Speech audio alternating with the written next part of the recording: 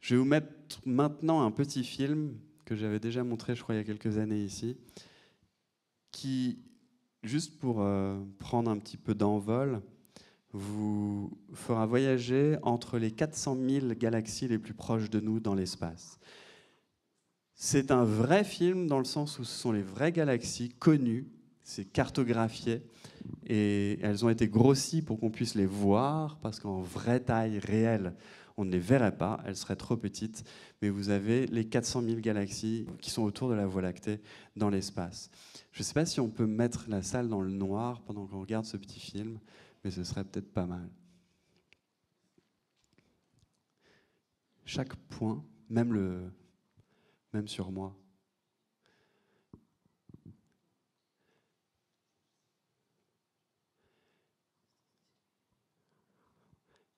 chaque point sur ce petit film est une galaxie qui contient 300 milliards, des centaines de milliards d'étoiles.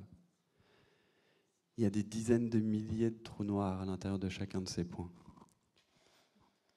Et un, ou plusieurs parfois, qui font des millions, voire des milliards de fois la masse du Soleil.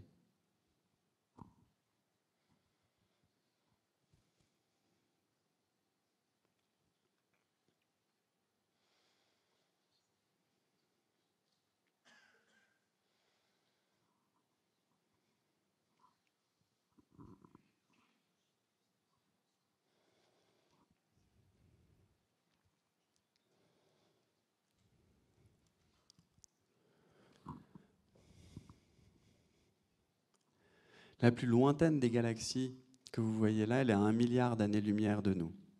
Si on zoome dans le noir entre les étoiles, entre les galaxies que vous voyez là, vous obtenez des images comme celle-ci où certaines galaxies sont à environ 13 milliards d'années-lumière de nous.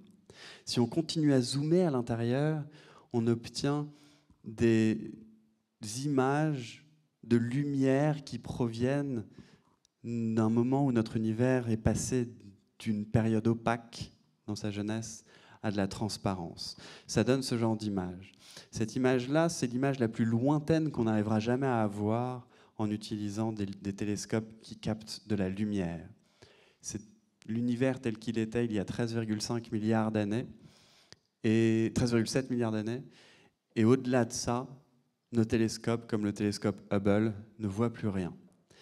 C'est au-delà de ça que c'est d'environ 300 000 années plus loin que ça que se cache le moment où notre univers est né et où éventuellement il est apparu à partir de fluctuations quantiques.